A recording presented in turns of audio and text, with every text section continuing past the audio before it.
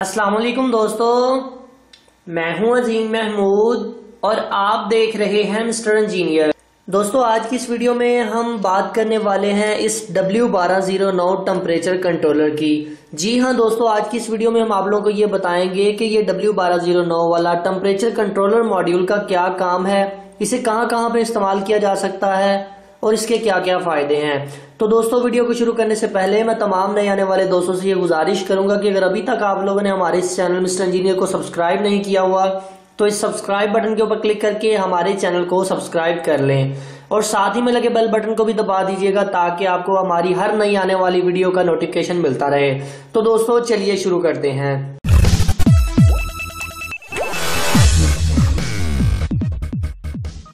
आप में से बहुत सारे दोस्त जानते होंगे कि इस टेम्परेचर कंट्रोलर मॉड्यूल को एग इंक्यूबेटर में बहुत ज्यादा इस्तेमाल किया जाता है। एग इंक्यूबेटर से मुराद अंडों से जो चूजे निकालने वाला प्रोजेक्ट होता है। इंशाल्लाह हम उसके ऊपर भी जल्द एक वीडियो बनाएंगे। तो इस टेम्परेचर कंट्रोलर का काम ये है कि जितना टेम्परेचर आपने इसके ऊपर सेट कर देना है कि जनाब आपके ऊपर मैंने ये टेम्परेचर सेट कर दिया है, जैसे ही उससे थोड़ा सा भी ज्यादा टेम्परेचर होगा तो ये आपके लोड को या जो भी चीज आपने इसके साथ लगाई हुई है उसे फौरन से ही बंद करवा देगा। कहने का मतलब ये है कि आप इसे खुद से प्रोग्राम करके अब इससे अपने फंक्शंस को परफॉर्म करवा सकते हैं। इसकी एक और छोटी सी मिसाल मैं आप लोगों को देता हूँ कि मैं ये चाहता हूँ कि मेरे कमरे में अगर कोई एग्जॉस्ट फैन लगा हुआ है, जब हमारा टेम्परेचर 25 से थोड़ा सा भी ज्यादा होगा तो इसे अगर मैं अपने एग्जॉस्ट फैन के साथ लगा दूंगा तो हमारा एग्जॉस्ट फैन फौरन से ही ऑन हो जाएगा।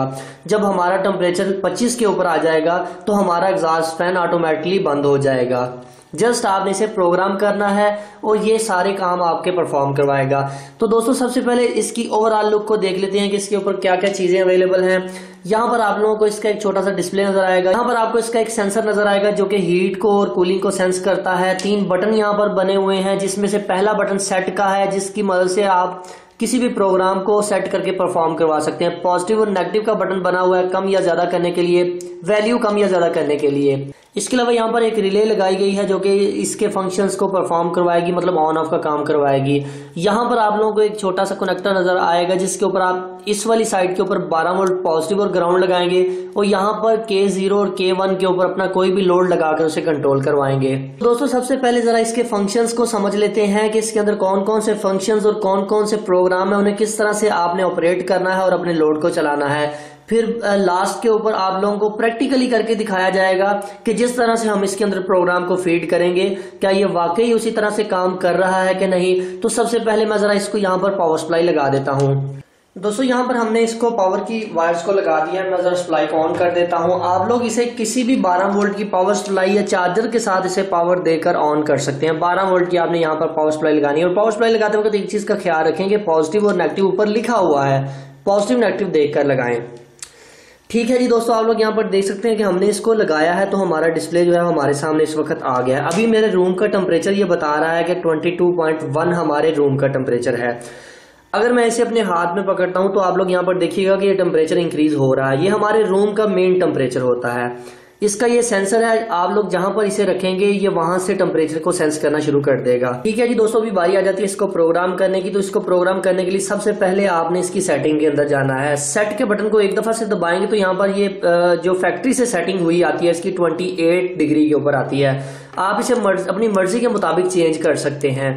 कहने का मतलब ये है कि मिसाल ले लेते हैं, मैं ये चाहता हूं कि मेरे रूम का जो टेम्परेचर है वो जब 27 तक रहे तो नॉर्मल है, जब 27 से ऊपर हमारा टेम्परेचर बढ़े तो फौरन से ही हमारे फैन ऑन हो जाए। तो मैं इसे 27 के ऊपर सेलेक्ट करके ओके कर दूंगा। सेट के बटन को जब आप दबाएंगे तो समझिए ओके हो गया है। ठीक है, हमने अपने टेम्परेचर को 27 के ऊपर सेलेक्ट कर दिया है। अभी हम इसके प्रोग्राम के अंदर जाते हैं, वहां पर जाकर आपको सारी चीजें बताते हैं कि क्या क्या चीजें किस तरह से आपने इसको प्रोग्राम करना है। सेट के बटन को थोड़ी सी देर तक आपने दबा कर रखना है, फिर छोड़ देना है। जब आप छोड़ेंगे तो यहाँ पर P0 लिखा आ रहा है। P का मतलब है प्रोग्राम, 0 का मतलब है 0 वाली सेटिंग।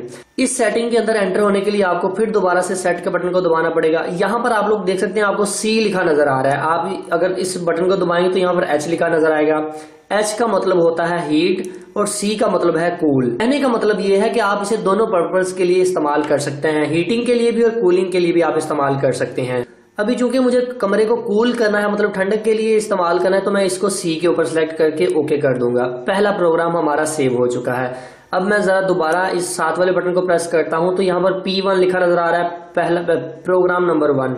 यहाँ पर ये पॉइंट्स में टेम्परेचर आ जाता है। अगर आप चाहते हैं तो इसे वेरी भी कर सकते हैं। ये सेटिंग इसलिए रखी गई है कि अगर 26.8 तक आपका टेम्परेचर पहुंचे तो फिर ऑन हो, या 27.2 तक आपका टेम्परेचर पहुंचे तो फिर ऑन हो। ये थोड़ी सी टॉलरेंस रखी गई है इसके अंदर। वेल आप इसे अपनी मर्जी के मुताबिक भी कर सकते हैं, मगर मैं आप लोगों को ये सजेस्ट करूंगा कि आप इसे 1 के ऊपर रखें। 1 के ऊपर क्योंकि 26.9 और 27 ये बिल्कुल करीब करीब है। बारी आ जाती है P2 वाली सेटिंग की। इसके अंदर आप लोग मैक्सिमम टेम्परेचर सेलेक्ट कर सकते हैं कि आप इसे कितने टेम्परेचर तक परफॉर्म करवाना चाहते हैं।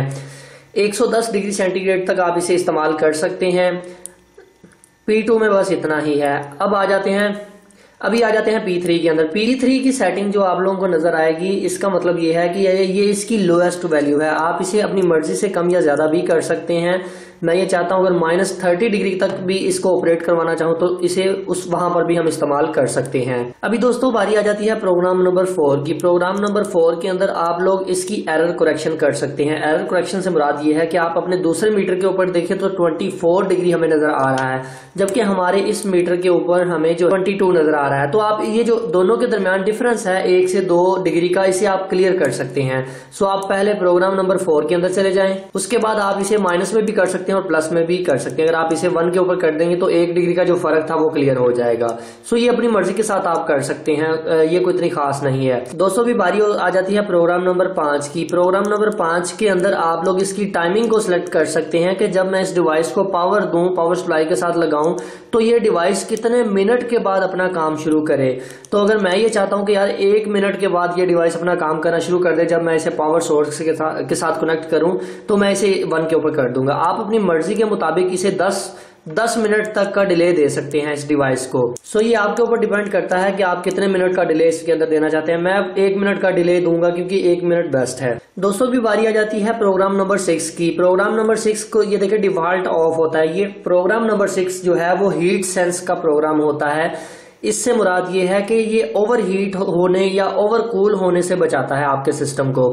आप इसे अगर ऑन कर देते हैं तो आप अपनी मर्जी के मुताबिक इसके ऊपर हीट की सिलेक्शन कर सकते हैं। मेरे कहने का मुराद ये है कि मैं अगर ये चाहता हूं कि अगर हमारी हीट जो हमारा टेम्परेचर है वो 60 से भी ऊपर चला जाए तो हमारी ये डिवाइस काम करना छोड़ दे, तो मैं इसे 60 के ऊपर सेलेक्ट कर दूंगा। जैसे ही टेम्परेचर 60 से ऊपर जाएगा यहाँ पर LL लिखा नजर आ जाएगा, तो ये अपने डिवाइस अपना काम करना बंद कर देगी जब तक टेम्परेचर नीचे नहीं आ जाएगा। सो दोस्तों ये तो थी उसकी कुछ सेटिंग्स। अभी हम प्रैक्टिकली करके देख लेते हैं कि ये किस तरह से परफॉर्म करती है। इसकी रिले के ऊपर सारा कुछ लिखा हुआ है कि अगर आप इसे 220 वोल्ट के ऊपर इस्तेमाल करते हैं तो ये कितने एम्पेयर का लोड बर्दाश्त कर सकती है ये वाली रिले। अगर आप इसे DC 12 या 24 के ऊपर इस्तेमाल करना चाहते हैं तो ये कितने एम्पेयर देगी, इसकी रिले के ऊपर सब कुछ लिखा होता है। ठीक है जी दोस्तों, अभी हम अपने इस फैन को इस डिवाइस के साथ कनेक्ट करेंगे। मैं ये चाहता हूं कि जैसे ही हमारे रूम का टेम्परेचर 27 से ऊपर की तरफ जाए तो ये हमारा फैन ऑन हो जाए और हमारे रूम के टेम्परेचर को मेंटेन कर ले। आप एक से ज्यादा फैन भी इस्तेमाल कर सकते हैं, लाइक आप यहाँ पर एग्जॉस्ट फैन को भी इस्तेमाल कर सकते हैं जो कि आपके रूम के टेम्परेचर को मेंटेन करने में बड़ा फायदेमंद साबित होता है। सो यहाँ पर अगर आप लोग देखें तो सबसे पहले मैं इसकी सेटिंग को सिलेक्ट करूंगा अपनी मर्जी के मुताबिक। जैसे कि मैंने आप लोगों को बताया कि मैं चाहता हूँ कि 27 से जैसे ही टेम्परेचर ऊपर की तरफ जाए तो हमारा ये फैन हो जाए, तो मैं 27 के ऊपर क्लिक करके ओके कर देता हूँ। अभी हमारे रूम का टेम्परेचर 22 है, अभी ये नॉर्मल है। ठीक है, अभी हम इस फैन के कनेक्शन को कर लेते हैं। फैन के कनेक्शंस को करना बहुत ही आसान है। आप लोग यहाँ पर देख सकते हैं कि हमारा फैन अभी बिल्कुल ठीक तरह से काम कर रहा है। तो मैं इसको रिले के साथ कनेक्ट करना चाहता हूँ, अपने इस मॉड्यूल के साथ कनेक्ट करना चाहता हूँ, तो मैं किसी भी एक वायर को काट दूंगा। दोनों में से किसी भी एक वायर को हमने काट देना है और इस रिले के अंदर लगा देना है। यहाँ पर ये जो आपको पॉइंट्स 2 नजर आएंगे, एक इस साइड पे लगा दूंगा और एक इस साइड पे। बहुत ही आसान मेथड लगाकर आप लोगों को दिखा दे। ठीक है जी दोस्तों, आप लोग यहाँ पर देख सकते हैं कि हमने रिले के कनेक्शंस को भी कर लिया है। इस साइड पर पावर सप्लाई की 2 तारें आ जाएंगी, यहाँ पर वो वाली 2 तारें जो हमने काटी थी वो यहाँ पर लगा देनी है। अभी हमारा टेम्परेचर 25 के करीब करीब है। अभी मैंने जो इसकी प्रोग्रामिंग में सिलेक्ट किया था, मैंने ये सिलेक्ट किया था कि जब हमारा टेम्परेचर 27 से ऊपर जाएगा तब ये फैन ऑन हो। ठीक है, उसके लिए मैं जरा इसके सेंसर को अपने हाथ में पकड़ता हूँ क्योंकि हाथ में थोड़ी सी हीट होगी, तो ये जब 27 के ऊपर जाएगा तो हमारा फैन ऑन हो जाएगा। जरा आप लोग देखिएगा, अभी जो टेम्परेचर है 24 है, आहिस्ता आहिस्ता से इंक्रीज हो रहा है। 26 देखिए, जैसे ही 27 के ऊपर गया है यहाँ पर LED भी ग्लो करना शुरू हो गई है और हमारा फैन भी ऑन हो चुका है। और ये हमारा ये वाला फैन जो है ठीक तरह से काम कर रहा है। अभी मैं जरा इसको छोड़ देता हूँ। जैसे ही हमारा टेम्परेचर 27 से नीचे आएगा तो हमारी ये डिवाइस हमारे फैन को बंद करवा देगी।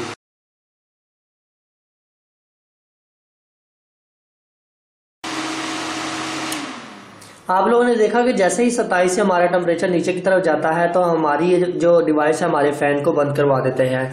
यहाँ पर ये जो छोटी सी इंडिकेशन एलईडी ऑन होती है वो हमें ये बताती है कि हमारी रिले इस वक्त काम कर रही है, मतलब कि ऑपरेट हो रही है।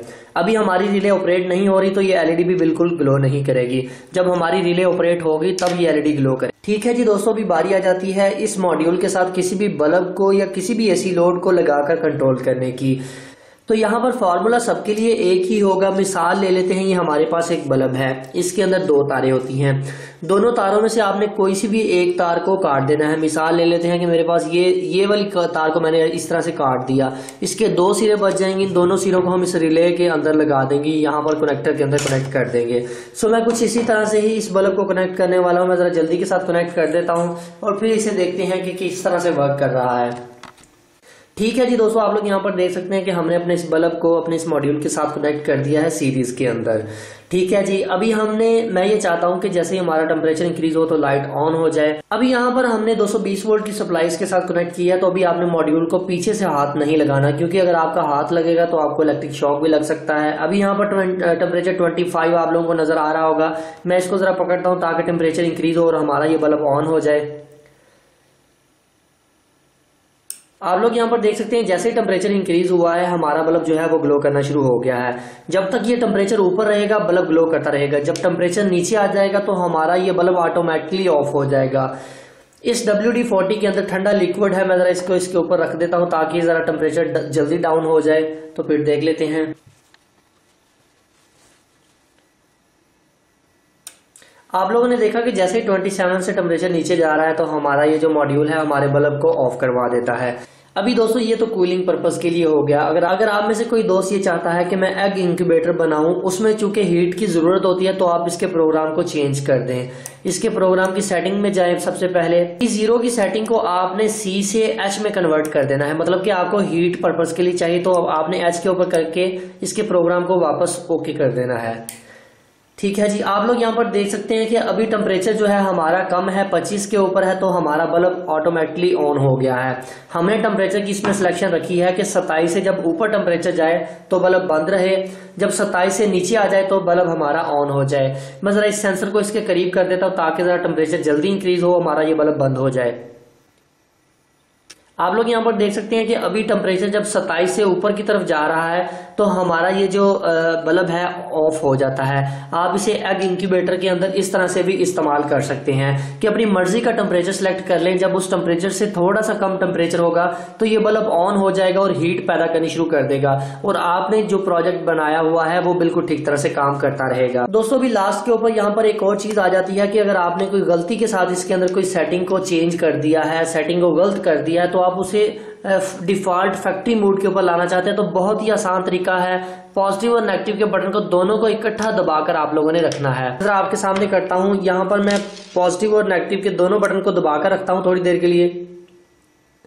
ठीक है, मैंने इन दोनों को दबा कर रखा तो आप लोग यहाँ पर देख सकते हैं ये फैक्ट्री मोड के ऊपर आ गया। पहले भी जब हमने इसको इंस्टॉल किया था तो 28 हमारे पास इस वक्त आ रहा था, तो ये डिफॉल्ट मोड के ऊपर आ गया है। तो फाइनली दोस्तों आज की वीडियो यहीं तक थी। उम्मीद करते हैं जी आप लोगों को पसंद आई है। अगर आप लोगों को आज की वीडियो पसंद आई है तो काइंडली वीडियो को लाइक जरूर कर दीजिएगा और अपने दोस्तों के साथ शेयर कर दीजिएगा। इस वीडियो को लेकर आपके जहन में कोई भी किसी किस्म का सवाल है तो आप कमेंट सेक्शन में जरूर पूछिएगा। सो दोस्तों अपना बहुत सा ख्याल रखिएगा, अपनी दुआओं में याद रखिएगा। अल्लाह हाफिज। पाकिस्तान जिंदाबाद।